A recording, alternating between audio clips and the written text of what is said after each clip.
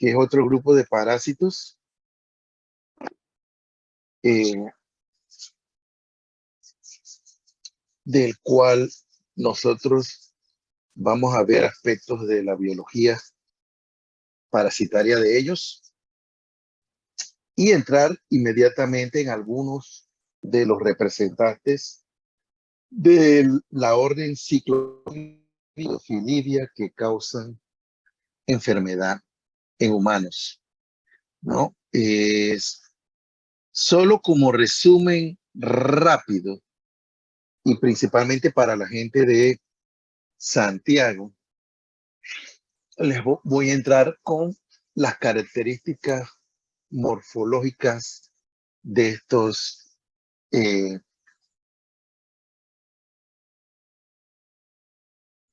como habíamos visto entre mátodos, también tienen un tegumento, que lo pueden ver en la figura número 1, ¿no? ¿Y qué hay en el tegumento de estos vermes o estos gusanos? Hay diversas áreas, ¿no? Comenzamos, por ejemplo, desde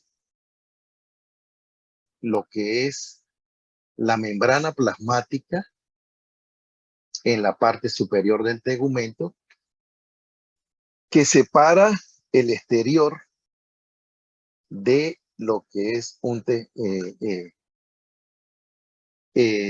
lo que es el tegumento del gusano, y en el cual vamos a encontrar, después de la membrana plasmática, un tejido sinciciado, ¿no? No sé, para los que dieron anatomía, histología, eh, el tejido sincicial está formado por diversos núcleos, ¿no? Y lo que vamos a encontrar en el tejido sincicial de estos helmintos son organelas como mitocondrias. Vamos a encontrar también vacuolas que incluyen lípidos, por ejemplo, y vamos a encontrar como proyecciones estas espinas que se encuentran en algunos céstodos, no en todos, ¿no? Como lo vimos, bueno, los que dieron en el laboratorio conmigo. Después del tejido sincicial, encontramos como una membrana basal que sirve de interfase entre el parénquima, que está abajo, células parenquimatosas de los céstodos, y lo que es el sincitio o tejido sincicial.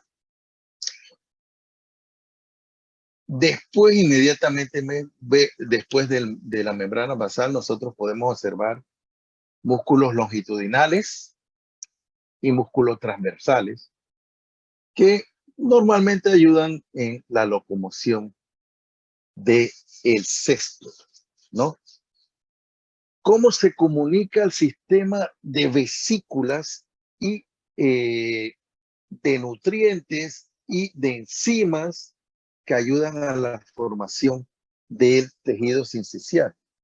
Es a través de proyecciones citoplasmáticas que se encuentran en el tejido del parénquima de los céstodos, ¿no? Y en el tejido del parénquima, como ustedes pueden observar aquí, sí vamos a encontrar células parenquimatosas con un solo núcleo y con otras organelas como los complejos, los retículos endoplasmáticos, complejo de Golgi, mitocondria, inclusiones lipídicas, etcétera, etcétera, etcétera. También en las células parenquimatosas vamos a encontrar almacenamiento de polisacáridos como glicógeno, que, como les decía a mis estudiantes de laboratorio, les sirve a los céstodos para como fuente de energía que van a usar posteriormente. Ellos de alguna forma almacenan su energía y una forma de eso es a través de el almacenamiento de glucógeno en el parénquima, además de lípidos que se sospecha también participan en, eh, en lo que es almacenamiento de energía, ¿no? Todos estos compuestos polisacáridos después son desdoblados a monosacáridos y entran a lo que son eh, la glicólisis para la formación después de ATP posteriormente, ¿no? Eh, eh, para el parásito, ¿no? Entonces, la membrana plasmática sirve como barrera semipermeable que permite también lo que es el intercambio de gases, el intercambio de nutrientes en lo que son los céstolos.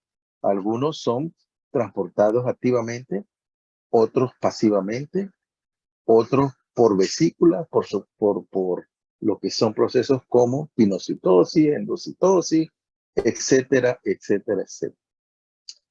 Como ustedes saben, ellos dependen, el término parásito ya define que estos individuos o vermes o gusanos, ellos tienen una dependencia metabólica y por lo tanto nutricional en el ambiente donde ellos se desarrollen.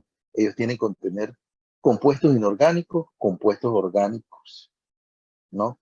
Que les ayuden a sobrevivir de diversas formas. Entonces, los céstodos, como otros parásitos, tienen dependencia metabólica.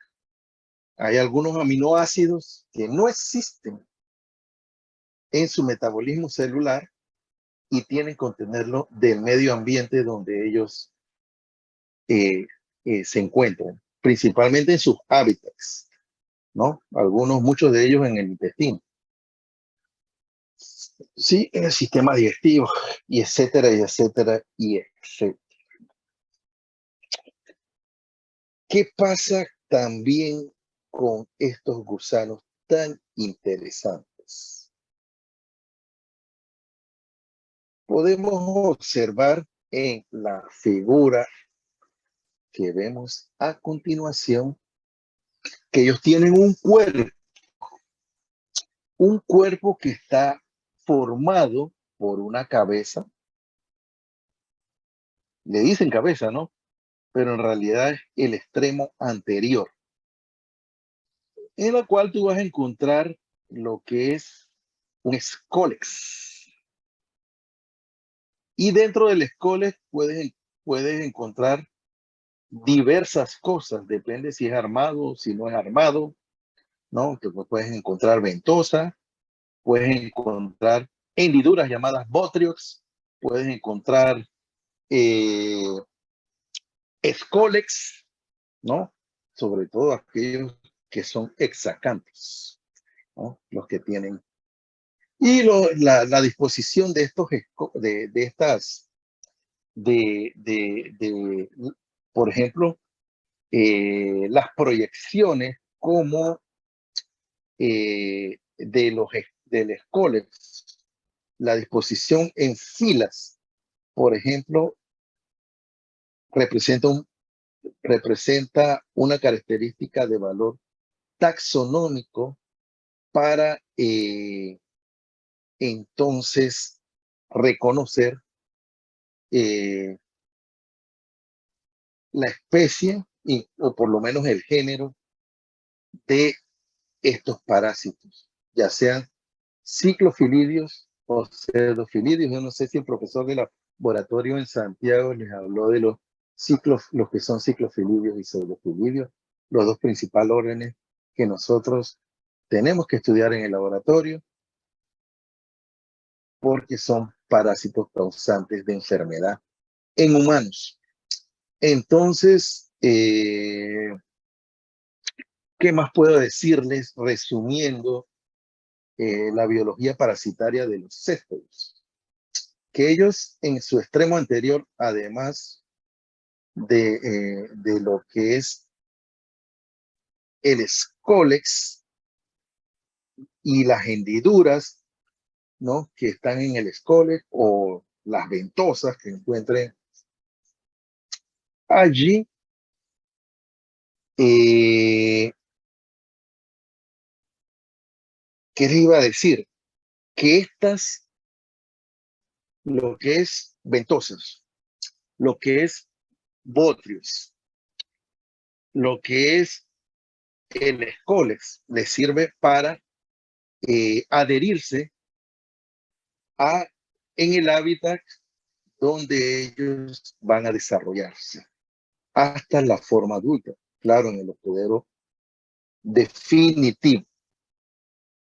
Entonces, esto le va a permitir sobrevivir por mucho tiempo, de meses a años, dependiendo de la especie. Pero no solamente vamos a encontrar esto en lo que son estos interesantes vermes. También después de el extremo anterior vamos a encontrar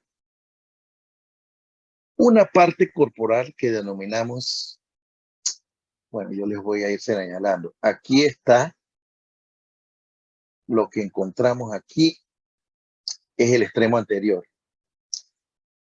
Y aquí está lo que yo llamo, lo que muchos parasitólogos llaman descoles, que como yo les dije puede tener o ventosas, botrios, y él puede ser armado, ¿no? Dependiendo si tiene ahí espículas, ¿no? Y la disposición de esas espículas en filas o hileras es un patrón taxonómico a seguir, o la presencia de ventosas, por ejemplo. Después de esto que ustedes ven que está en el helminto, le sigue una región llamada cuello, que es bastante activa metabólicamente y en términos de división celular,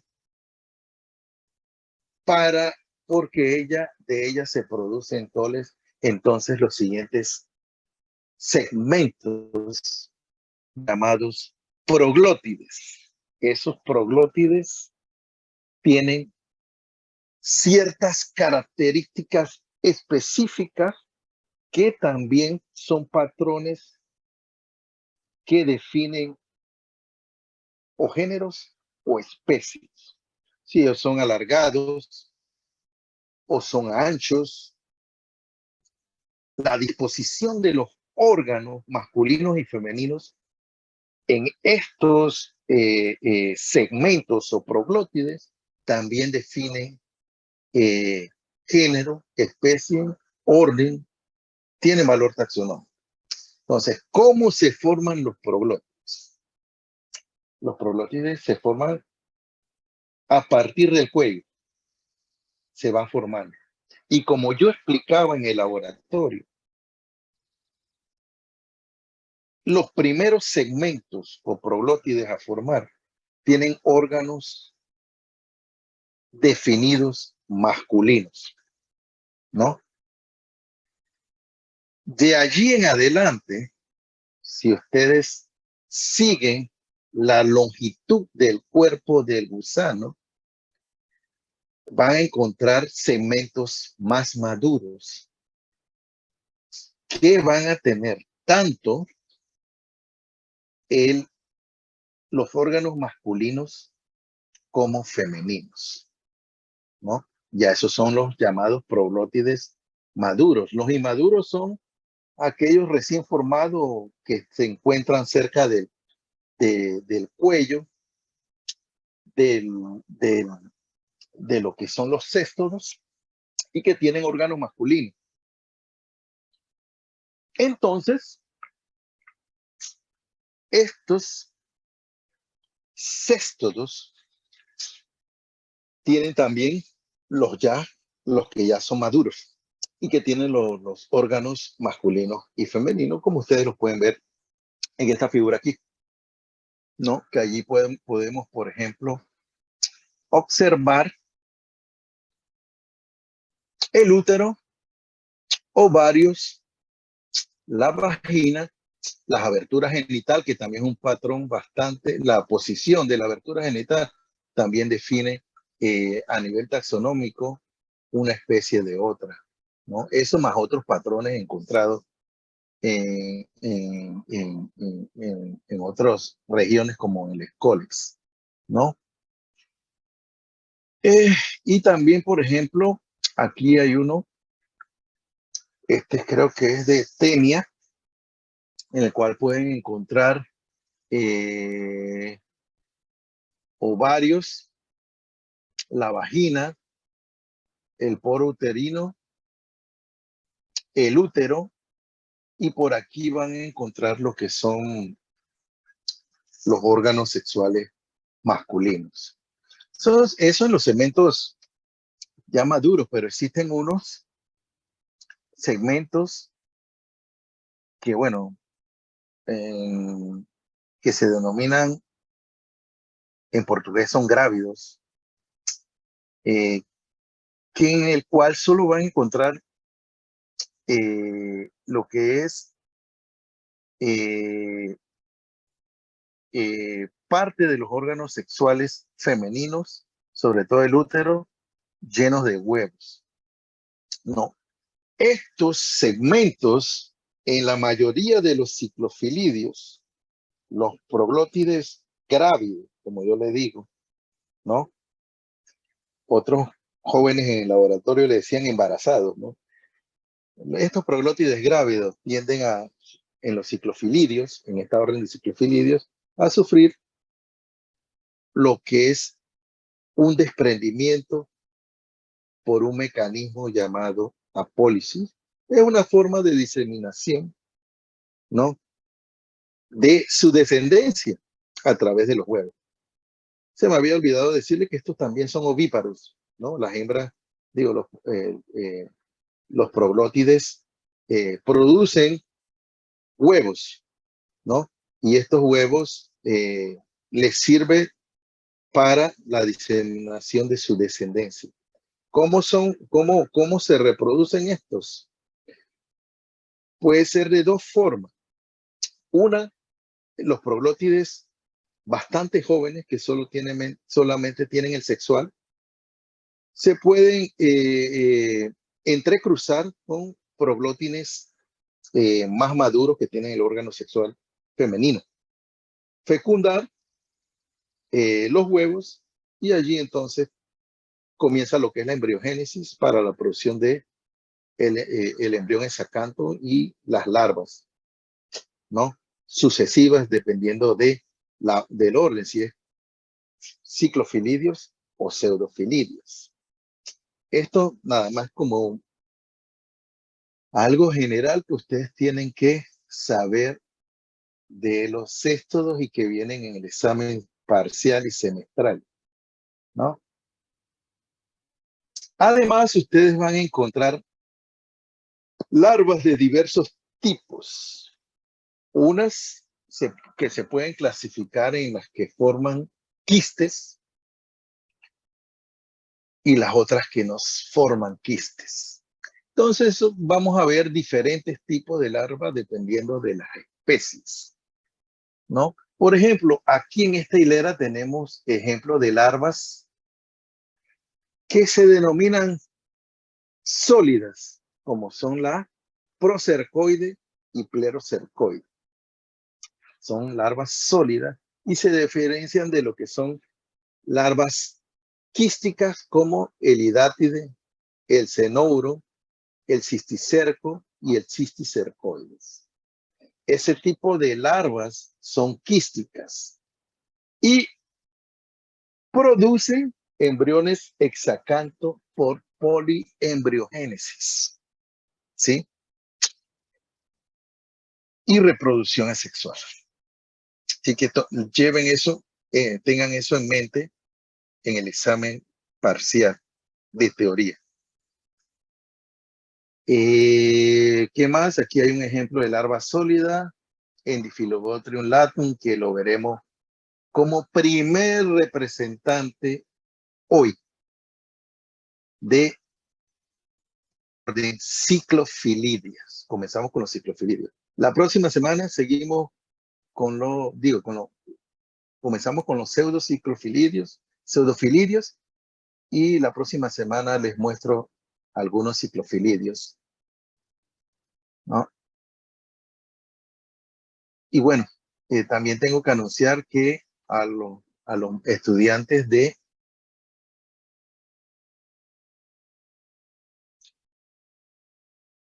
¿quién es esto? Luis Martínez dice, prof, los estos son hermafroditas. Sí, son hermafroditas. Ellos tienen en el mismo individuo órganos sexuales masculinos y femeninos y son capaces de reproducirse. ¿No? Por ese entrecruzamiento, esa fecundación cruzada que existe entre proglótides. Pero también se me olvidó decirles que si hay un individuo en el mismo hábitat que está cercano a ellos, también puede ser un entrecruzamiento entre individuos que estén próximos en el mismo hábitat, como por ejemplo el intestino. Ajá. Entonces, Luis, tú me dices que la medida que los proglótides están más lejos del escole se presentan los órganos sexuales femeninos. No, te dije, primero los inmaduros, proglótides inmaduros. Después, los proglótides maduros que tienen ambos órganos y los proglótides grávidos. Claro que los proglótides inmaduros que tienen ambos sexos van a estar más cerca de lo que es el cuello del verme que los proglótides grávidos, que son los que caen. Esa es una estrategia, ¿no? Los grávidos son los que tienen huevos en abundancia, ya están fecundados, ya está lleno de huevos, dependiendo de la especie, colocan miles de huevos diarios y estos proglótidos se desprenden por un fenómeno llamado apólisis y entonces garantiza que estos proglótides que se encuentran en la heces y lleguen al medio den continuidad a los ciclos de transmisión y a la vida de esta especie en zonas endémicas. Así que sí comienza como macho y en realidad el organismo es hermafrodita. Ese es parte de su biología. No es que se vuelva hermafrodita. La especie es hermafrodita. Ya es parte de su biología ser hermafrodita, ¿no? Y eso lo vamos a ver en las clases de teoría. Así que bueno, ¿tienen alguna otra pregunta además de Luis Martínez? Profe, sí, yo mismo tengo otra preguntita. Es que Sí, yo leyendo aquí con respecto a los cestos, yo sé que dependiendo de las ventosas, o sea, hay diferentes tipos de ventosas. Yo sé que está la botrial, las la, acetabulares, y también hay otra que es que no sé esa en qué cesto se ven, disculpe, que es la Otrix. Ese no sé dónde se... sí, esos son, se da en cestos, pero estos cestos son de animales silvestres. Y por eso yo les dije en el laboratorio que no lo íbamos a ver, sino solamente dos órdenes, ciclofilidios y pseudofilidios. Y entonces, cuando hablas de lo que son ventosas, las botrias no son ventosas, son hendiduras que se encuentran en el escólex, en la parte anterior, ¿no? Que son muy diferentes a lo que son ventosas, suctoras que sirven para adhesión. Entonces, estas botrias los vamos a encontrar en los pseudofilidios, no en los ciclofilidios. Entonces, por eso es un carácter taxonómico que podemos utilizar para separar esas órdenes, ¿no?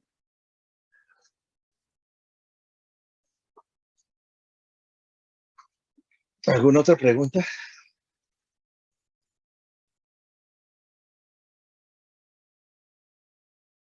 Si no, pasamos al siguiente representante. Digo, al primer representante interesante de lo que es la clase céstola. Y que recuerden que nosotros tenemos problemas de salud pública con céstodos aquí en Panamá, como las teniasis, por darles un ejemplo, ¿no? Y también se ha reportado algunas especies de quinococos aquí en Panamá. Publicaciones de los años 70 por un científico de la Universidad de Panamá, relata un caso de quinococosis en lo que es la provincia del Darién, un individuo procedente de la provincia del Darién. Y más o menos él hace un esbozo de lo que es los posibles hospederos, las posibles formas de transmisión y los ciclos de transmisión en esa provincia. Así que estudiamos esto porque causan enfermedad humana. Si no, no serían parásitos humanos y no sería parasitología médica.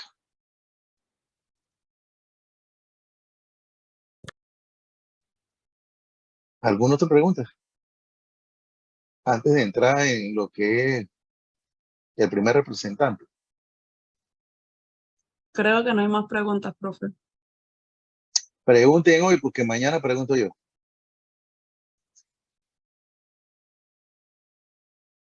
Se me había olvidado decirles que el 20% del 20 a 30%, no, en estos no.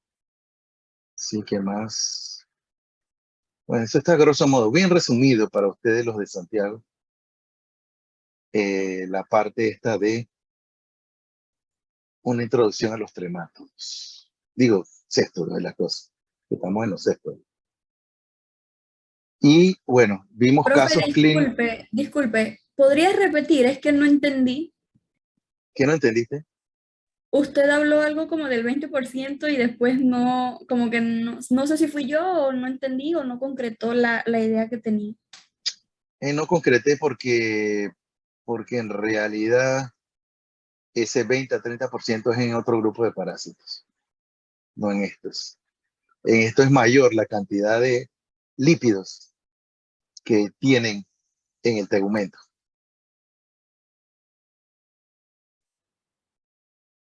Profe, Entonces, gracias. entonces seguimos, ¿no? Con los grupos interesantes de cestos. Y el primero que vamos a ver hoy creo que es Difilobotriasis. Muy interesante porque Difilobotriasis hay como 3 especies circulando en América. Además del Difilobotrius latum, que tuvimos la oportunidad de ver en el laboratorio, ¿no? Los huevos y el adulto.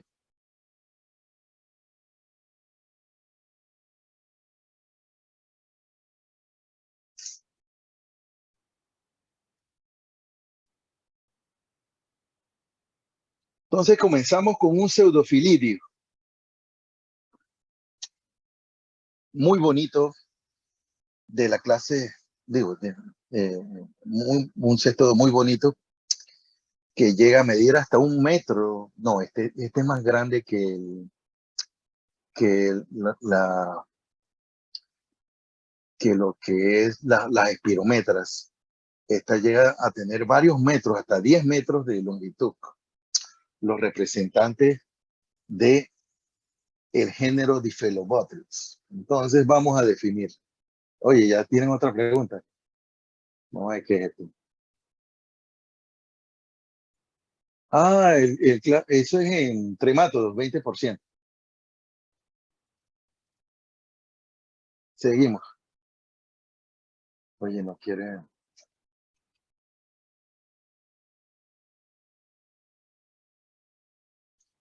Entonces seguimos. Y aquí vamos a comer. Esto es solamente para que ustedes vean lo que vamos a ver con este parásito. Descripción del agente causal, taxonomía, morfología, biología, ciclo evolutivo, hábitat, reproducción, acción patogénica, manifestaciones clínicas, métodos diagnósticos, fármacos empleados para el tratamiento y prevención. Todo esto en orden y también como preguntas de examen parcial y semestral, ¿no? Entonces comenzamos con la difilobotriasis. Es una zoonosis. Y para la gente de Santiago, ¿qué es una zoonosis?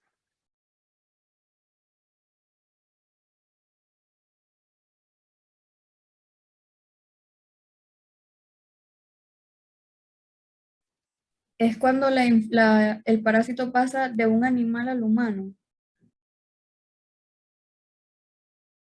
Es cuando los animales, por ejemplo, sirven como fuente de infección para los humanos, que puede ser de forma directa o indirecta, ¿no? Entonces, allí ya se dice que es una zoonosis. Entonces, si yo estoy diciendo que la difilobotriasis es una zoonosis, hay intervención de un animal como hospedero, ¿no? O de varios animales como hospedero. Eso lo veremos más adelante. Entonces, esto es causado por la difilobotriasis por cesto del género Diphyllobothrium, cuyo estado adulto se desarrolla en mamíferos, aves piscívoras. Cuando hablo de aves piscívoras, son esas aves que les gusta zambullirse, puede ser en el mar, puede ser en estanques, para comer peces, ¿no? Para agarrar peces y comerse. Y sus fases larvarias se forman sucesivamente en ambientes acuáticos, ¿no? En hospederos como crustáceos, copépodos y peces, respectivamente. La infección humana y en general de los hospederos definitivos es adquirida por consumo de carne cruda o mal cocida, de peces principalmente, además de crustáceos, ¿no? Así que así definimos lo que es difilobotriasis, una zoonosis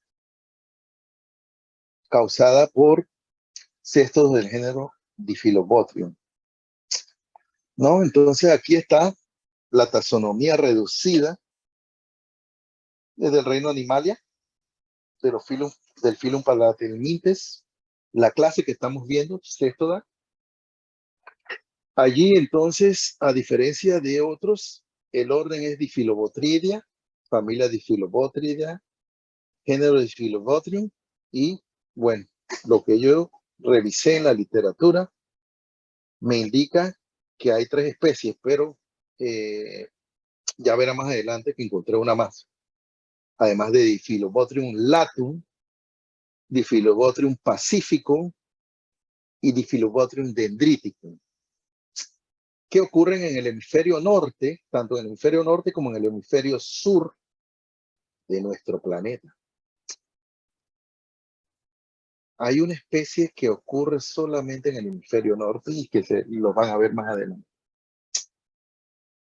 Entonces, ¿cómo es este gusano? Ya les dije, ¿no? 3 a 10 metros de longitud. Claro que tiene proglótides. Estas proglótides son bien anchas, más anchas que, por ejemplo, que largas. Y ese es un patrón o una característica que diferencia este gusano de otros, como por ejemplo ciclofilidios, para darles un ejemplo, tenia, que tiene segmentos o proglótides mucho más largos que anchos, ¿no? Entonces, tiene más de 10 metros, o mide entre 3 y 10 metros, pero y puede tener hasta 3.000 proglótides. Entonces, ¿qué tiene en la cabeza, según algunos parasitólogos, o escoles, o región anterior, como yo le digo, que para mí ese es un órgano más de fijación en el hospedero? Él tiene 2 botrios. Estos son los botrios, ¿no? Que se encuentran en el escolex, que son hendiduras, 2 hendiduras longitudinales llamadas botrios.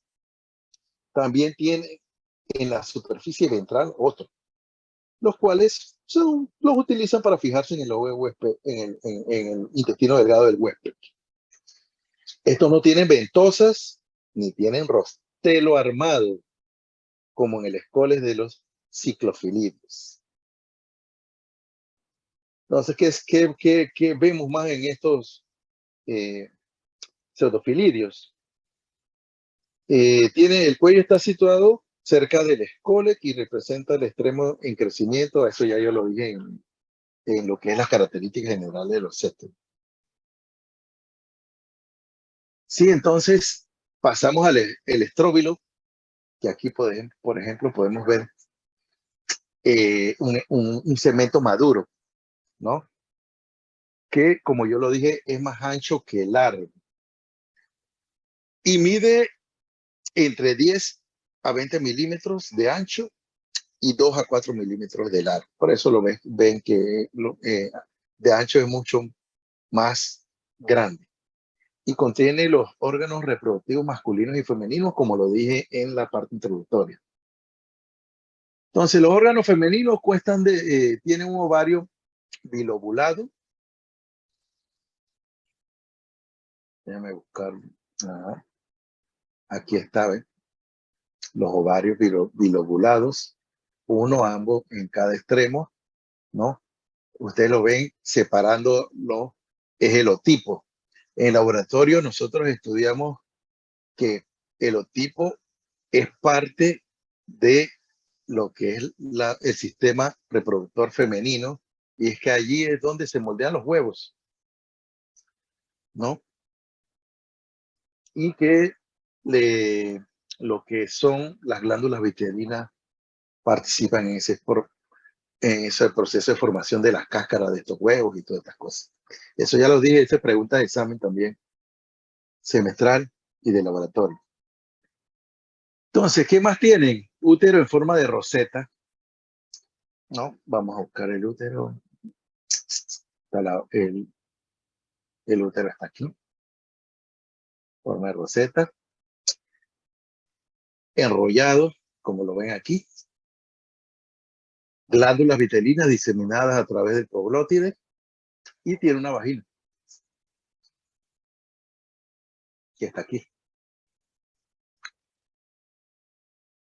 El poro genital, a diferencia de los ciclofilidios, está ubicado en la región media. Déjame buscarlo aquí. No, aquí no lo estoy viendo. Aquí, el poro uterino, poro genital, está ubicado en la parte ventral y media de lo que es el gusano. Entonces, los órganos masculinos consisten en testículos, bases deferentes y cirro, que eso ya lo hemos visto en los tremátodos. Entonces, saben que proglótides maduros tienen ambos órganos y cuál es la constitución de cada órgano. En el caso del masculino tiene testículos, vasos deferentes y cirro. Seguimos adelante con el segmento que denominamos grávido, que nosotros lo vimos en el laboratorio. Recuerden, en las plaquitas, ¿no? Donde está el útero cargado de huevos, como lo vemos aquí, en esta figura, los cuales son descargados periódicamente a través del polo uterino, ¿no? Aquí hay una figurita representando lo que vemos aquí. Está el ovario, el útero con huevos y lo que es el cirro, que ya viene siendo un órgano sexual masculino. Esto es lo que es el Diphyllobothrium latum y se aplica para otros gusanos del mismo género, ¿no? Entonces, algunos segmentos terminales, como son estos grávidos, se reducen en tamaño y se vacían debido a la descarga constante de huevos y rompimientos del cuerpo. Por este mecanismo pasan a las heces y este mecanismo, a diferencia de los ciclofilidios, se le denomina pseudoapólisis.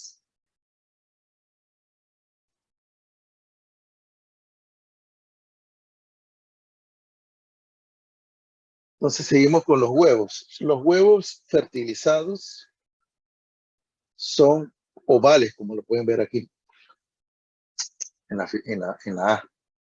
Y miden 70 micrómetros de largo y 50 micrómetros de ancho. Recuerden que tamaño, constitución de la pared, proyecciones, lo que tiene dentro del huevo son patrones de reconocimiento. Son características que uno puede reconocer en lo que son exámenes de heces, por ejemplo, exámenes coprológicos, o cuando ustedes buscan los huevos por endoscopía o durante una cirugía, los encuentran en segmentos, en partes específicas de nuestro cuerpo. Entonces, ¿qué más características tienen estos huevos? Son operculados en uno de los extremos, como lo pueden ver aquí. Y el otro extremo tiene una protuberancia, como lo ven aquí.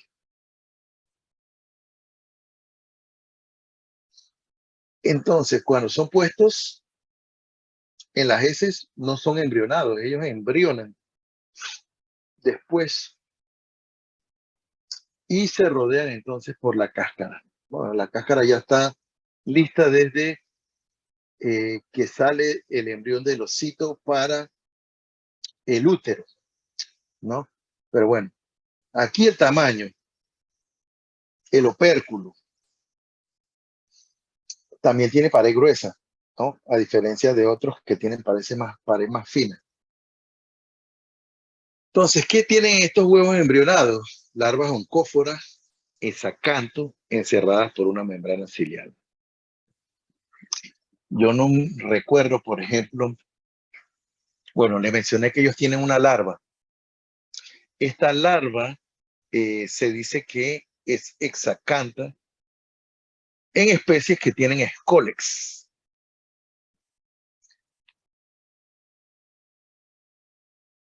En este caso, en los huevos de este pseudofilinio, sí encontramos larvas hexacantas.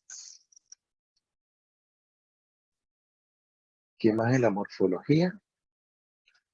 Hay una larva de primer estadio llamada coracidio, una larva de segundo estadio o larva L2 llamada procercoide y una larva de tercer estadio denominada plerocercoide. Entonces, eso lo veremos mejor en el ciclo de vida. Entonces, en países endémicos, nosotros encontramos los ciclos de transmisión donde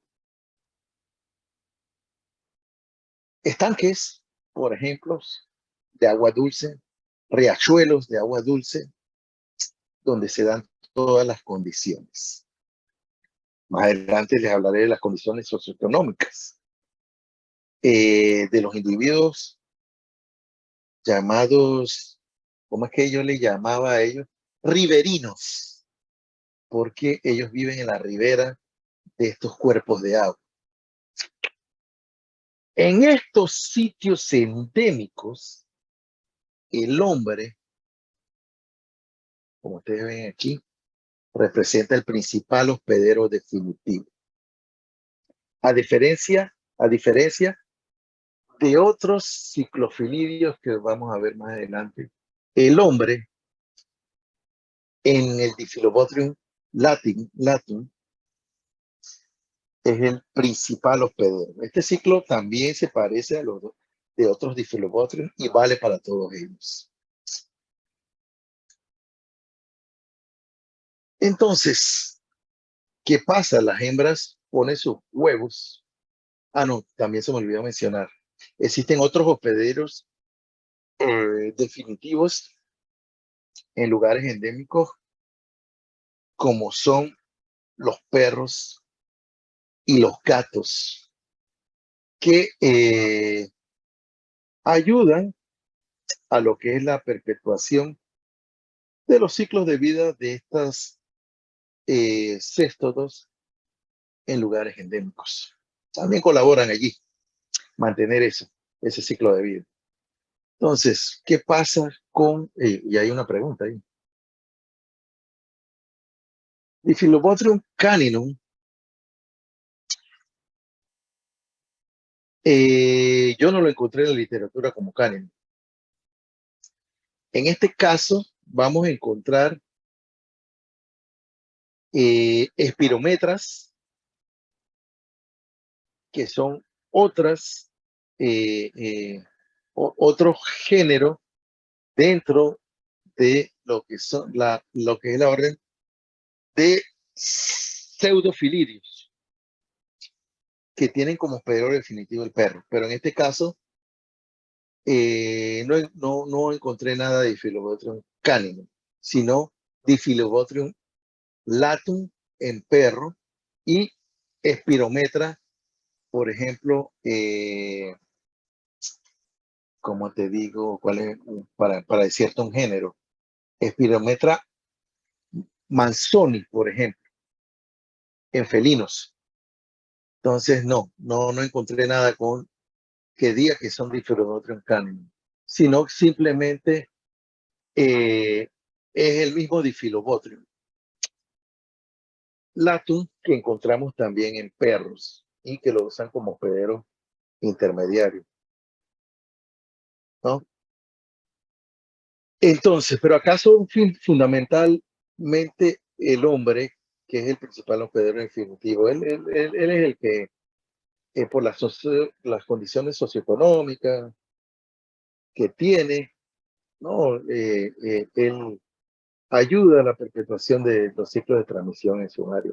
De todo porque él tiene ciertos hábitos de, eh, en la dieta y también hábitos de, por ejemplo, higiénicos que permiten la perpetuación del ciclo en estos lugares endémicos, ¿no? Entonces la hembra pone los huevos en el intestino delgados, estos salen al exterior ya embrionados y van a formar la larva de primer estadio, que en el caso de muchos pseudofilidios es un coracidio.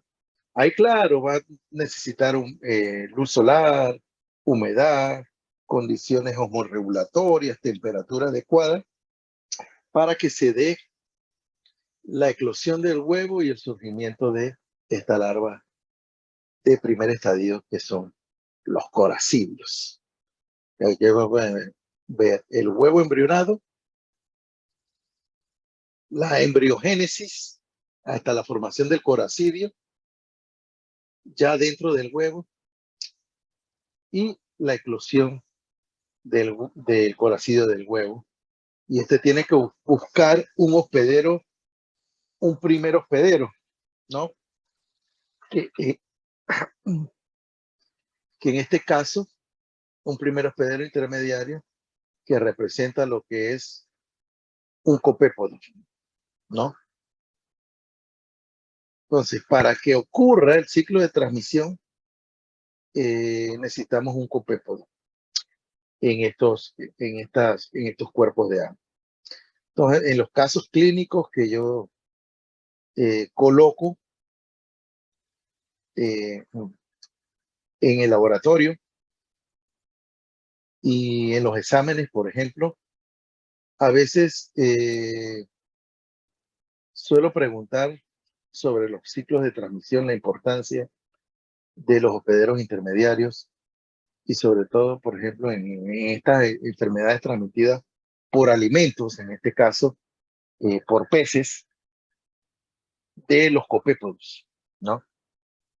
Los copépodos se alimentan de algas. Entonces, están en estos medioambientes acuícolas donde hay una abundancia de nutrientes y sobre todo de algas. Forman parte del fitoplancton, ¿no? Y bueno, el coracidio invade y allí se va a formar en lo que es la musculatura de este copépodo, lo que vamos a encontrar en su musculatura son larvas llamadas protocercarias, que son estas que están aquí, que es una larva sólida, a diferencia de la de los ciclofilidios, ¿no? Esa es la larva sólida. ¿Qué pasa con los copépodos? Los copépodos están allí en el agua y son fuente de alimento de muchos peces que les gusta comer copépodos, fitoplancton, marinos, son peces más pequeños. Entonces ellos van a comer estos copépodos y dentro de lo que es la musculatura del pez, ellos van a transformarse en otro estadio larvario llamado plerocercario. Claro, nosotros no comemos solamente estos peces pequeños. Allí interviene otro pez más grande que se va a comer, puede intervenir, ¿no? Estos peces pequeñitos. Y este pez grande entonces se va a infectar con lo que es la plerocercaria.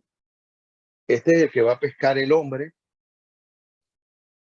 el que va a llevar a su mesa a comérselo, el que se va a comer los gatos, el que se van a comer los perros, ¿no? Para contaminarse de las plerocercarias.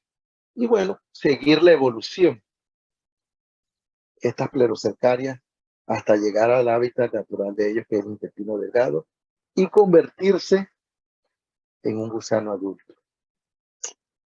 Así es el ciclo de Phyllobothrium latum, resumidamente. Bueno, ¿qué le pasa? ¿Qué le pasa?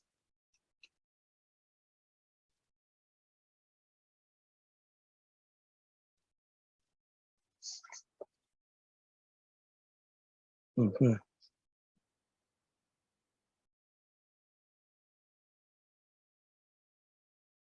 Chuleta, ¿dónde me fui? Se quedó como... Me fui a la pirometriasis, parganosis.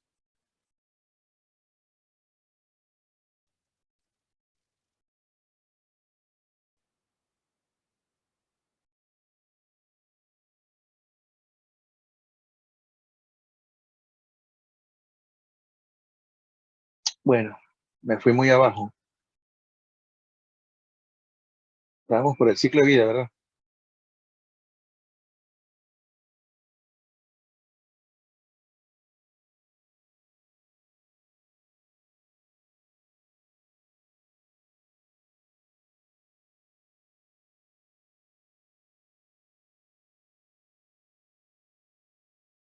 Ay.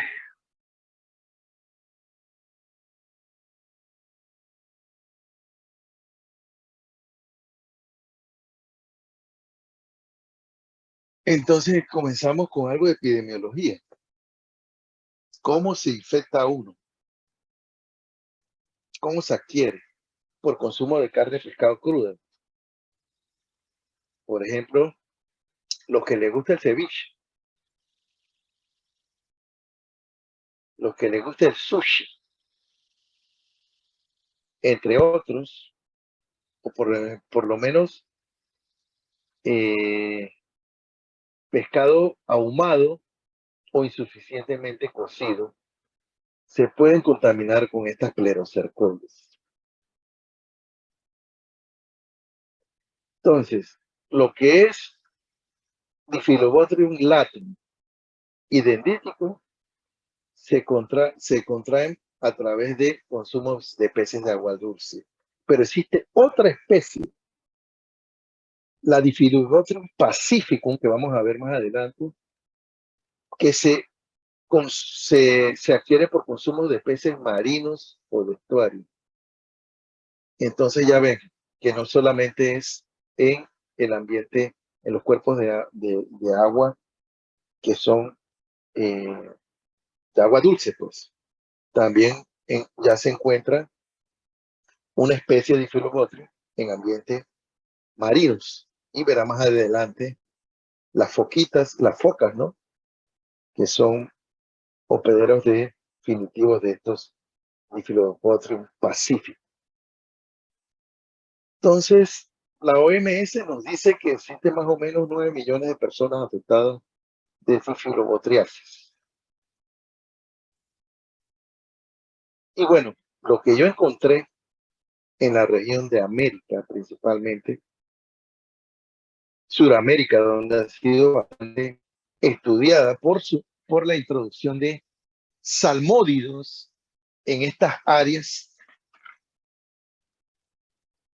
procedentes de otros hemisferios que propagaron las enfermedades en el cono sur, ¿no? Entonces, ya existen salmónidos silvestres perpetuando los ciclos de transmisión, por ejemplo, en Chile y Argentina. Así que los salmónidos son bastante importantes en la transmisión de la enfermedad. ¿Qué nos dice también los datos epidemiológicos? Que las infecciones por Latum y por Pacífico son más frecuentes en personas adultas, en el de sexo masculino.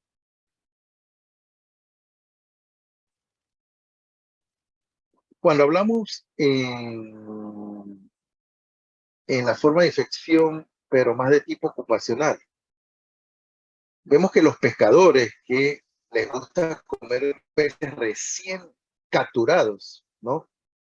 Se contaminan fácilmente con lo que es Bifidobacterium latum, ¿no? Dendriticum y pacífico. También las mujeres que prueban, ellas testan el alimento crudo antes de, sí, como una muestra, ella saca una muestra del alimento que se ha preparado crudo, solamente cocinado, por ejemplo, con limón, y lo que hacen es que para ver si quedó bien, ellas lo prueban, ellas tienen un alto riesgo de contraer la enfermedad, un riesgo ocupacional, porque ellas en los restaurantes prueban antes de servírselo a los que son los clientes del restaurante y se infectan fácilmente de Bifidobacterium. Entonces, la preferencia de platos preparados con pescado crudo, que es una costumbre, es una cosa más cultural, y el aumento de la producción de salmónidos, principalmente de exportación en países endémicos,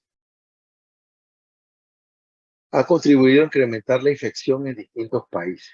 Claro, porque, por ejemplo, tenemos Chile, Argentina, nada más por darle un ejemplo. Ellos producen salmónidos por piscicultura, por ejemplo, que van a exportar a otros países libres de estos ciclos de transmisión. Entonces, estos salmónidos exportados, si tienen clerocercarias, van a contaminar gente que no proviene de lugares endémicos, donde no están los ciclos de transmisión. Entonces, es una forma de propagar la enfermedad.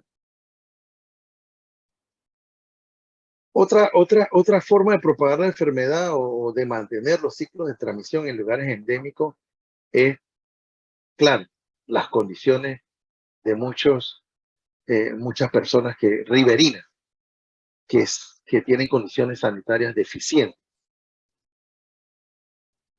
Y porque no tienen letrina, no tienen servicios adecuados donde deponer sus heces, contaminan ríos y lagos con aguas servidas que posibilitan la prosecución del ciclo vital del parásito.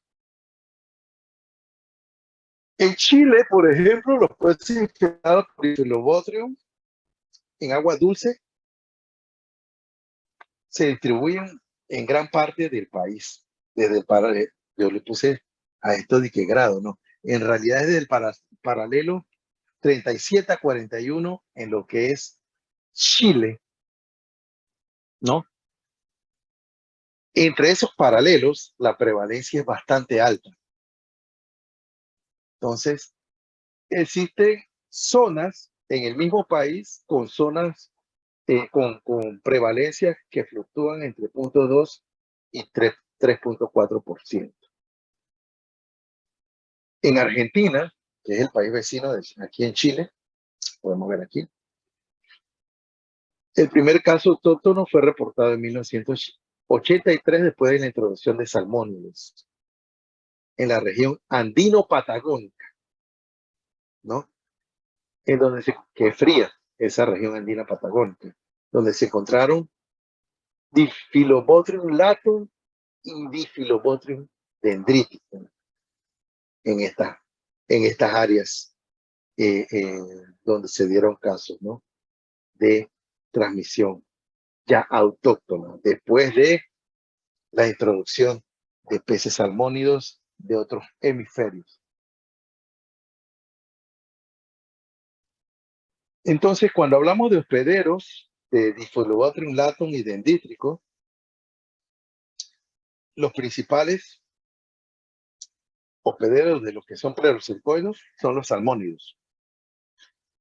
Y entre las especies que sobresalen como hospedero está la trucha arcoíris y trucha marrón, que la encontramos en Argentina y Chile, tanto en los dos países. Ya la infección en peces nativos que no son de estas especies de salmónidos es bastante escaso y es menos frecuente encontrar casos producidos por peces que no son salmónidos.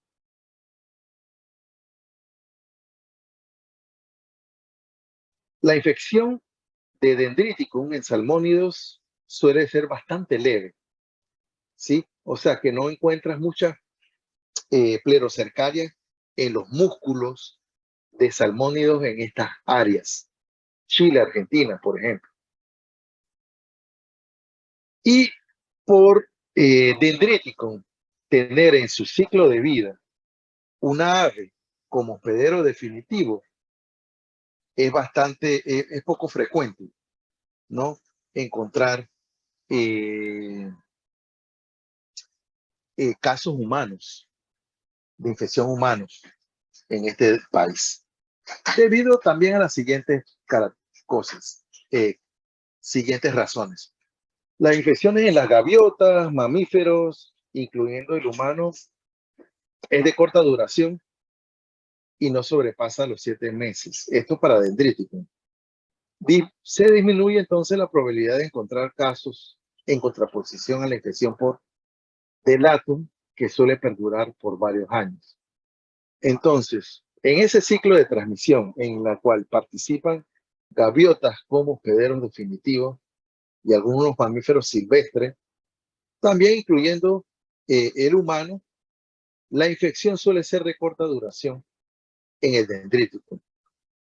Para mí eso quiere decir que la contaminación y la corta duración del humano, de los síntomas en los humanos, debe ser porque ellos no son tan susceptibles como la infección por Bifidobacterium latum.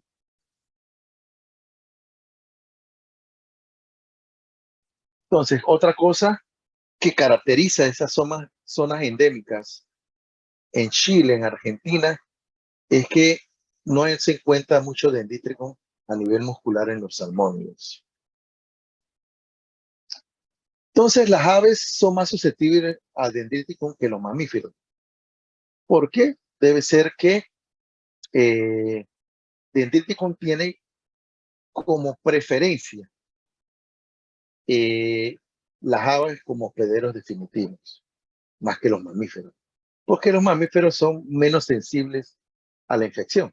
Cuando hablo de menos sensibles es porque ya ellos tienen montado una respuesta inmune contra Dendriticum y se deshacen de él fácilmente. Entonces, en todo lo que es el hemisferio norte, donde encontramos Dendriticum, por ejemplo, en Estados Unidos, el grado de infección humana es bastante bajo. Entonces, el problema sería Pacificum y Diphyllobacterium latum. Entonces, como les dije en la introducción, existe otra especie llamada Diphyllobacterium pacificum. Y esta especie ha sido identificada en Perú, Chile, Ecuador, Canadá y Japón.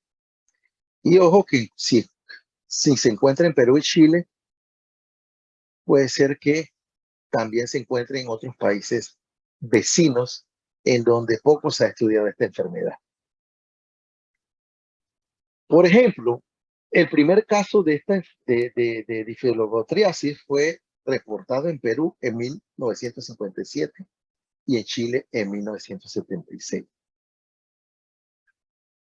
Entonces, ¿quiénes son los hospederos de Diphyllobacterium pacificum? Son un poco yo les llamo focas, ¿no? Pero en realidad tienen nombres científicos, ¿no? De diferentes géneros. Y aquí, por ejemplo, lo resumo como Ceurcinus, Ejubatus, en el hemisferio norte y en el Pacífico, por ejemplo, el lobo común, el lobo marino, me refiero común, como Vironia, el lobo austral, que se denomina A. australis, y el lobo fino de Juan Hernández llamado A. Filipi. En realidad, todo esto son focas y morsas, ¿no? Que representan los hospederos definitivos en el ambiente marino de Diphyllobacterium pacífico, ¿no? Que encontramos en Chile y en Perú, además de Ecuador. ¿Cuál es la principal fuente de infección en el Perú de Diphyllobacterium pacífico? Suele ser el ceviche,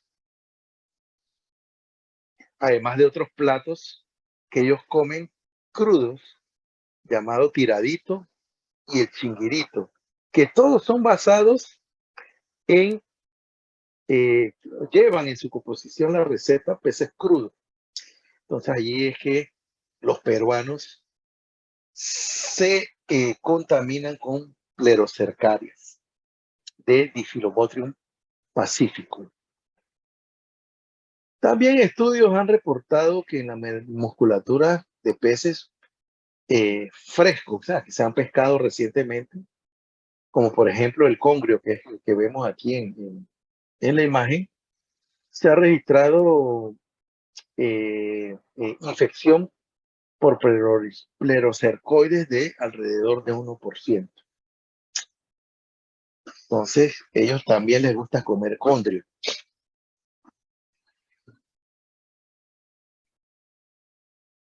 Entonces, ¿cuáles son la sintomatología que produce la difilobacteriasis? Es asintomática en el 50% de los pacientes. O sea, ellos no tienen ningún síntoma evidente.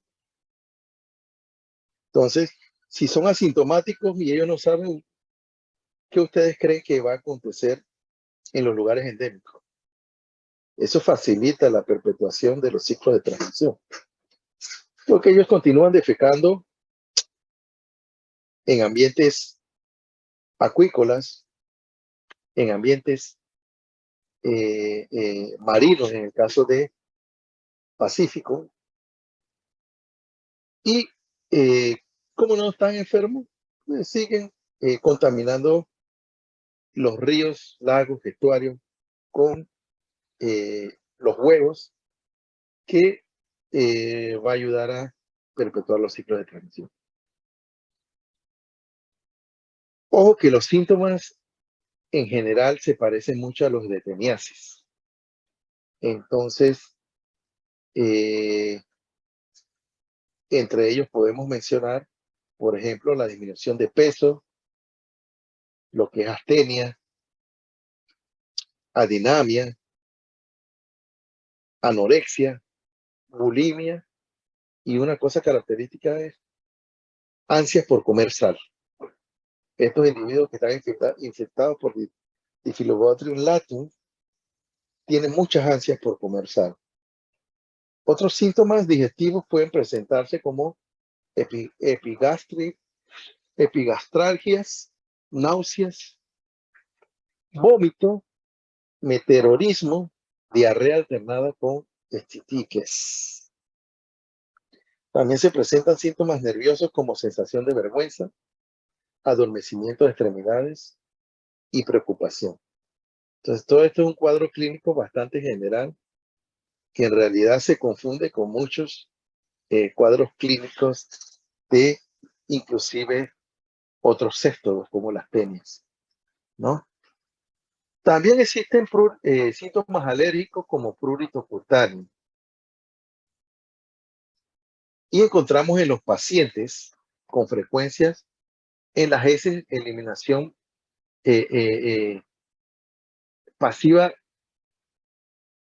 esporádica de trozos de estróbilo, ¿no? Que si tú haces un examen coprológico vas a encontrar esos estróbilos característicos de Diphyllobotrium del género en las heces, que como yo le dije es parte del ciclo de vida. Ellos tienen que perpetuar su ciclo. Entonces esos estróbilos llenos de huevos ayudan en esa perpetuación en el ambiente de este parásito. La presencia de anemia megaloblástica, cuando la hay, se asocia a palidez, glositis subictericia, despapilación lingual y a veces fiebre, petamagalia y edema pretibial. En laboratorio yo les expliqué lo que era anemia megaloblástica. ¿Quién lo recuerda?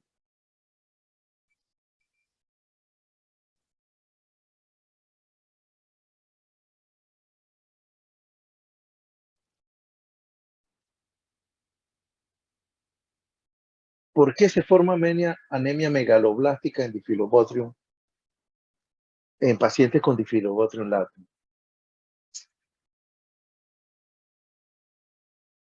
Esto no se da de forma inmediata.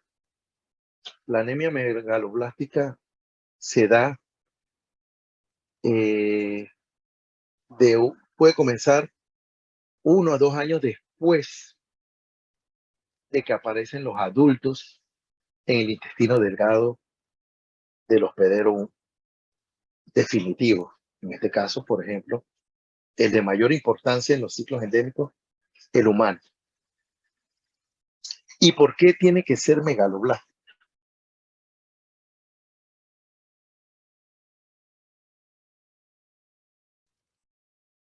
Hay deficiencia. Creo que era deficiencia de que ella se alimenta de la vitamina 12, ¿no? B12. Y creo que tiene que ver con eso. Tiene que ver con la vitamina B12. ¿Y qué pasa con la vitamina B12? Es esencial para la producción por la médula de una de las líneas eritrocíticas. Entonces, esto causa que, por ejemplo, estos parásitos causan deficiencia en la vitamina B12. Y si no hay vitamina B12, ahí se produce lo que es anemia megaloblástica. Y esto puede ocurrir 1 a 2 años después de la aparición de los adultos en el intestino delgado del hospedero definitivo, en este caso el hombre. ¿Sí? Entonces, ¿qué más? ¿Qué más? Esta es parte de la patogénesis que causa Phyllobothrium latum en humanos. Y por esa deficiencia se produce palidez, glositis, subictericia, de papilación lingual, fiebre, hepatomegalia y edema pretibial. Además, la vitamina B12 es esencial para la producción de ácidos nucleicos local y sobre todo moléculas específicas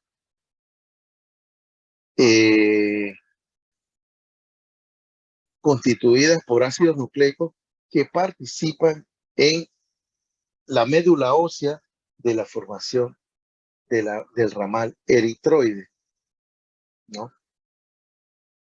También lo que podemos encontrar es complicaciones neurológicas que se puede constatar, por ejemplo, un médico puede constatarla por alteración de la motilidad y coordinación y de deterioro de lo que es sensibilidad y parestesia.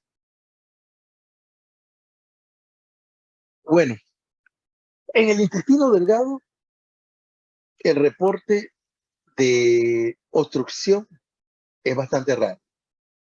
En la literatura, hasta el momento, se han reportado 2 casos. Por ejemplo, este libro, de donde yo saqué la clase, parte de la clase, es un libro del 2017. Y bueno, las referencias bibliográficas indican el reporte de solamente 2 casos de obstrucción intestinal. Entonces, como le dije, este es paulatino. En caso de anemia megaloblástica, el organismo utiliza las reservas de B12. Aquí está la respuesta. Un paciente puede tardar más de 2 años en desarrollar anemia megaloblástica. La mayoría de los casos se describen a adultos, pero también se registran en casos jóvenes. Se han registrado casos en jóvenes de 2 a 18 años. Entonces, esto es como parte de la clínica. Ya vieron que la sintomatología es bastante parecida con la de otros céstados, pero una cosa que hay que tomar en cuenta es el diagnóstico diferencial.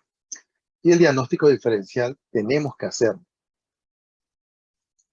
Y hablamos un poco de eso.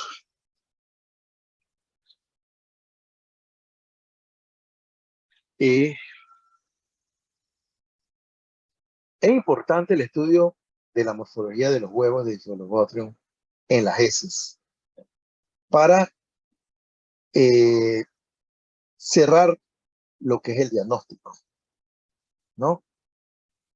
Otra cosa que contribuye al diagnóstico es hallar gusanos adultos o trozos de estróbilos con sus respectivas probrótides que ayudan a la identificación inclusive a nivel de especie. ¿Sí? También la identificación es favorecida cuando existen estudios previos, ¿no? En los cuales científicos han encontrado criterios diagnósticos locales basados en investigaciones, por ejemplo, de la biología del parásito. El estudio, por ejemplo, de larvas y adultos de manera local. Ya ustedes pueden obtener carácter morfológicos y morfométricos de estructuras de larvas y adultos que le ayudan a la diferenciación de las especies de Phyllobothrium. Por eso es que con el adulto a veces, si ya tú tienes esta referencia local con el individuo adulto, tú puedes llegar inclusive, o si tienes la larva pelerocercoide y, y sus características estructurales, puede llegar hasta nivel de especie durante la examinación de estos individuos, por ejemplo, en heces. Entonces, el diagnóstico inicial de huevos de Diffilobotryum en el laboratorio se puede confirmar cuando se dispone de trozos de estróbilos, ¿no? Que por lo general, por pseudoapólisis, se desprenden del individuo adulto y van a parar a las heces. ¿Qué se recomienda en el laboratorio clínico? ¿Qué hay que recomendarle a los tecnólogos médicos, por ejemplo? ¿Y qué ustedes como médicos tienen que hacer? Mandar examen seriado de heces. ¿Por qué eso? Porque hay intermitencia en la producción de huevos por los individuos adultos. Hay algunas veces que hay algunas veces que no hay huevos. Esto es bastante intermitente. Entonces, por ejemplo, ustedes pueden mandar una semana, sí, una semana no. Si ustedes tienen antecedentes epidemiológicos de que ese individuo no viene de un área endémica, además de que les dijo que comió pescado crudo, ¿no? Y que en esa zona hay disfilobotriasis, ustedes hagan un examen seriado de heces para que puedan encontrar, por ejemplo, huevos en lo que es los exámenes de heces. También ayudan las técnicas de sedimentación, por ejemplo, como las de Telemann modificada, la PAF, que es fenol, alcohol, formalina, Ricci, ayudan, por ejemplo, a concentrar los huevos y facilita entonces que el laboratorista encuentre los huevos en las heces. Otra cosa que tenemos que tomar en consideración es diferenciar los huevos de Fasciola de los de Diffilobotryum, que son parecidos, ¿no? Pero el de Fasciola es mucho más grande, ¿no? Sí, los dos tienen opérculos. Además, este tiene proyección, ¿no? La proyección en la parte posterior del huevo. Y la del Fasciola es mucho más grande. Además que la Fasciola, como dijimos en la clase de Fasciola, esta sí obstruye el intestino y es muy frecuentemente que lleva inclusive a carcinoma local, como lo vimos en las clases anteriores en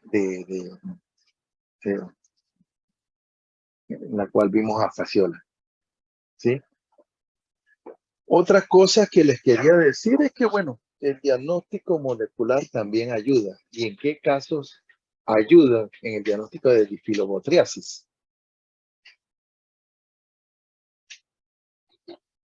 Por ejemplo, en lugares distintos a los lugares endémicos, en lo cual, por ejemplo, no existe ciclo de transmisión, pero se consume peces importados. Entonces hay sospecha. Entonces tú haces un examen molecular para detectar Diffilobotryum. Sobre todo si no hay claridad en el origen de la especie de Diffilobotryum, ¿no? Ya allí tú no cuentas con patrones morfológicos y morfométricos característicos en las larvas y los adultos, como por ejemplo en Perú, Chile, Argentina. Entonces tú tienes que usar biología molecular. Entonces también, por ejemplo, cuando las muestras recobradas contienen o después del tratamiento presentan, esa muestra está bastante alterada, o sea, los segmentos proglótiles no se distinguen bien, los huevos tampoco. Entonces, no sirven para hacer una identificación morfológica. Entonces, ustedes utilizan diagnóstico molecular. Para el tratamiento se utiliza el praziquantel, que ha sido de gran ayuda para la erradicación de la infección en muchos países, ¿no? Y su eficiencia va de 98 a 100%. ¿Cómo se aplica esta dosis? 25 miligramos por kilogramo en niños y 600 a 800 miligramos en adultos. Pero también existe otra droga como la niclosamida, que es utilizada para este fin, para eliminar los vermes. Y se administra en dosis de 1000 a 1500 miligramos en intervalo de 2 dosis. Claro, este intervalo tiene que ser de 1 hora. En niños principalmente, y en adultos ya las dosis alcanzan 2000 miligramos. El fármaco provoca alteraciones del tegumento que facilita la acción enzimática del hospedero a nivel intestinal. ¿Verdad? Esto es el caso de la niclosamina. Ya el praziquantel, yo estoy cansado de decirle cuál es el mecanismo de acción del praziquantel. Entonces ya ustedes lo deben saber. Ni se los voy a preguntar. Prevención y control de la enfermedad. La educación sanitaria es el pilar básico para prevenir y controlar la difilobacteriasis. La promoción de la salud local, la educación de los riberinos es importante. Entonces, ¿educarlos para qué? Por ejemplo, para que ellos aprendan a inactivar las esclerocercoides en la carne de pescado. Claro, utilizando tiempos de cocción adecuados, ¿no?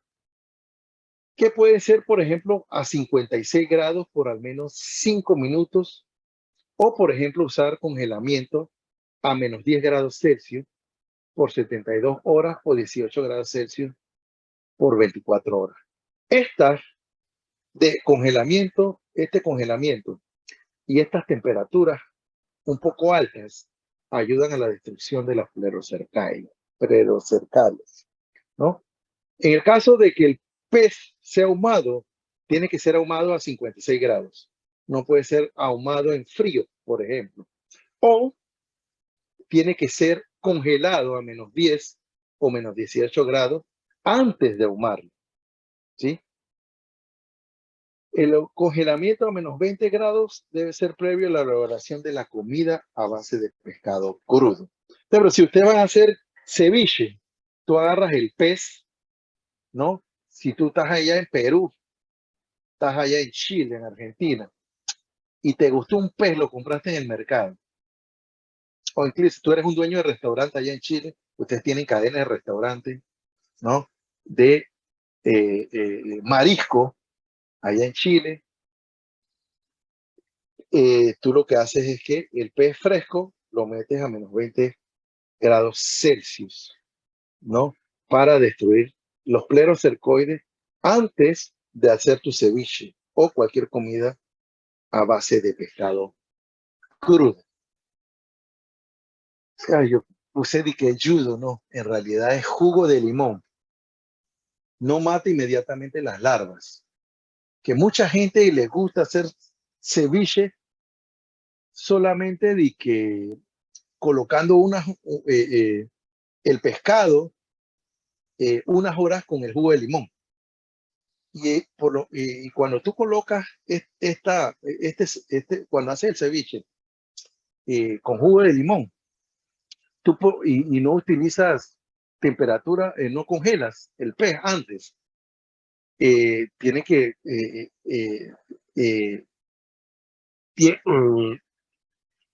que dejarlo con el jugo por más de 28 horas. Si lo dejas por menos de 28 horas, no matan las plerocercarias. Yo prefiero entonces mejor que congelen el pescado y después hagan el ceviche. La educación sanitaria es primordial, como yo ya lo había dicho. Sobre todo para crear conciencia sobre la comida de pescado o la ingestión de pescado crudo. O, por ejemplo, esparcir las vísceras estas para que los coman los animales domésticos, ya que, como yo hablé anteriormente, los perros y gatos mantienen los ciclos de vida de estos parásitos en áreas endémicas. Los pescadores deportivos y artesanales deben evitar cuando pescan la diseminación de vísceras, porque muchos de ellos lo que hacen es que se comen el pez. Claro, ellos lo que hacen es que lo filetean, lo descaman, pero a ellos no les gusta comerse las vísceras, muchos de ellos. Entonces la echan a los estanques. Y en las vísceras vamos a encontrar Plerocercarias, sobre todo, ¿sí? Y eso ayuda, ¿no? En la diseminación y la contaminación de ambientes acuáticos. También ayuda a que se infecten animales silvestres como gaviotas, en el caso de Dendriticum, o lobos marinos, en el caso de Diphyllobothrium pacificus. Y estos hospedadores, gaviotas, en Dendriticum y lobos marinos, focas, mantienen las infecciones en estos ecosistemas. Prevención y control, el mejoramiento de las condiciones de saneamiento básico es importante, en especial la disposición sanitaria de ese. Esta gente que vive en lugares endémicos no tiene servicios higiénicos, letrinas ni nada de esto. No hay una red de distribución de estas heces para tratamiento antes de que vaya al agua, a los cuerpos de agua. Entonces es importante mejorar estas condiciones de saneamiento en estos lugares endémicos para cortar los ciclos de transmisión. Entonces, el vaciamiento directo de aguas servidas, ¿no? A ríos y lagos o indirecto a través de redes de alcantarillado facilita la diseminación de huevos en los ecosistemas acuáticos, ¿sí? La defecación a campo abierto hecha por los riberinos principalmente en zonas rurales o excrementos de perros, ¿no? Que también son hospederos intermediarios que quedan en el suelo por escorrentía, ¿no? Después de una lluvia, llegan arrastrados a lo que son los cuerpos de agua. Yo puse cursos de agua, no. Son cursos de agua o cuerpos de agua. El tratamiento de aguas servidas mediante plantas de purificación química o biológica contribuye a disminuir la contaminación de los cuerpos de agua con los huevos del parásito. Y bueno, esto con respecto a... no, mira, todavía tenemos aquí el tratamiento oportuno con medicamentos también. El tratamiento masivo es importante en lugares endémicos para cortar los ciclos de transmisión, no solo del humano, sino de animales domésticos, perros y gatos, para evitar la propagación y que lleguen elevada cantidad de huevos a los ciclos de transmisión de los cuerpos de agua, ¿no? Otra cosa que se recomienda es inspección de carne de pescado o tratamiento mediante congelación, que es lo que yo había dicho anteriormente, que es una norma fundamental para el pescado de consumo que se consume internamente y el que se va a exportar para áreas no endémicas, en los cuales ya se han reportado casos, ¿no? Se han reportado una cantidad de casos de Diphyllobothriasis en gente que no tiene nada que ver, que no es riberina, pues que no vive en donde hay ciclos de transmisión.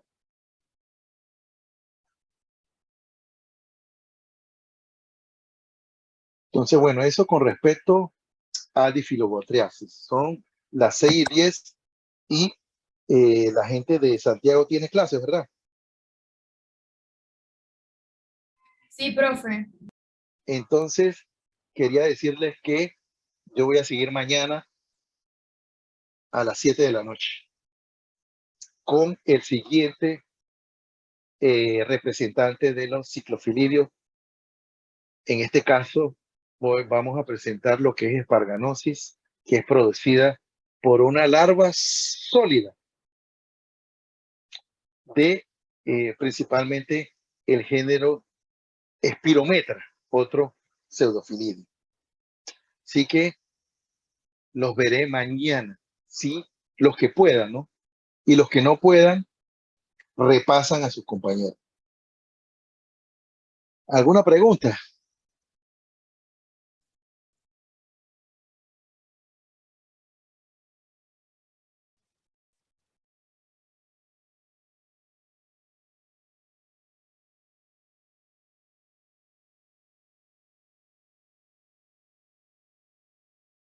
Aquí en Diflutox Botrium Latum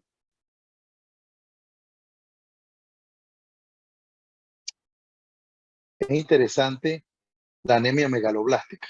Y recuerden mucho la anemia megaloblástica. Eh,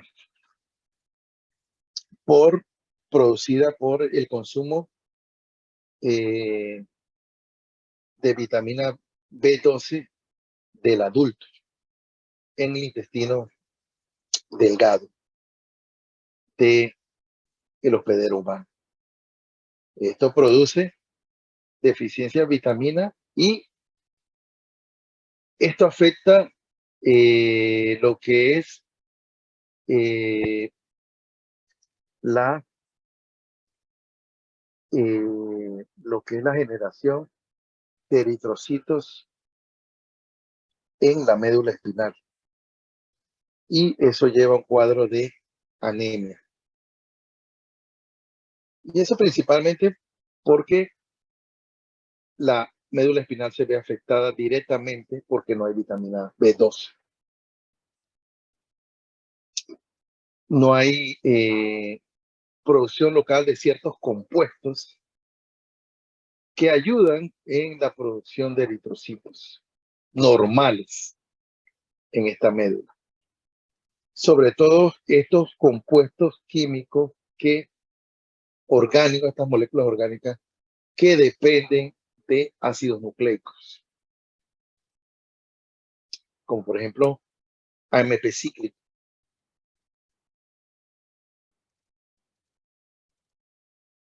No existe obstrucción del intestino, muy poco se ha reportado. Que sepan las características epidemiológicas y cómo se da la transmisión es importante.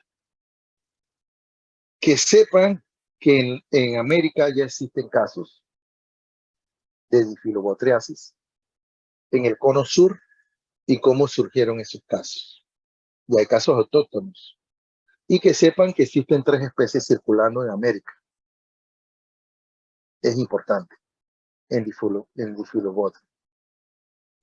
Entonces hablando de Dendriticum, de Pacificum y de Latum. Recuerden que el Dendriticum, las gaviotas son los hospederos intermediarios importantes y que estos ciclos de transmisión, en estos ciclos de transmisión el hombre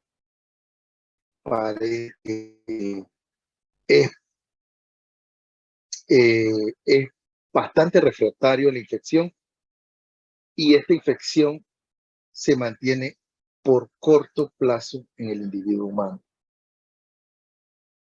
Entonces no es tan importante como Diphylobothrium latum y pacífico, el Dendriticum, pero existe y esa relación parásito-hospedero pues, es más reciente que la de Diphylobothrium latum. Eso quiere decir que a largo plazo, en términos de algunos años, eso puede evoluir a una relación en la cual el hombre sea afectado mayormente por la presencia de Dendriticum. Pero simplemente por ahora es refractario. ¿Qué más? ¿Alguna otra pregunta? Si no, termino aquí.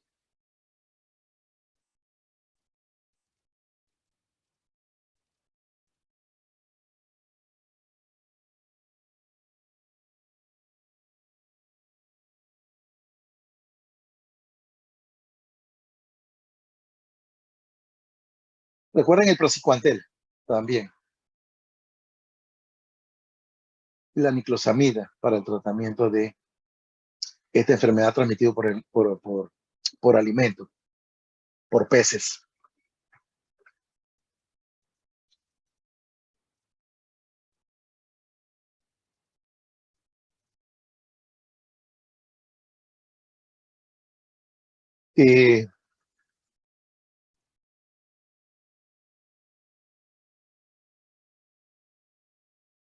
Bueno, ¿cuántos hay aquí? ¿Alguna pregunta? Alejandra. Génesis. No, profe, todo claro. Todo claro. Caitlin. Pan. No, profe, Né- Todo claro, profe. Néstor. Ey, no va Néstor aquí. Se fugó Néstor. Ya tiene F, dile. ¿Quién más no está aquí? Hey, Ana, ¿cómo estás?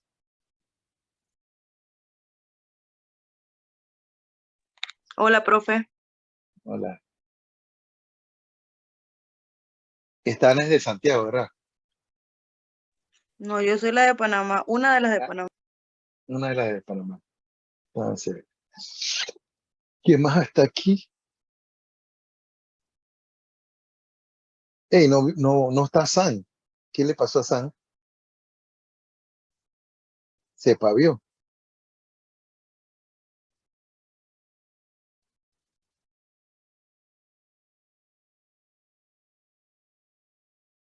Oye, antes eran como 52, han faltado 10 personas, han faltado hoy.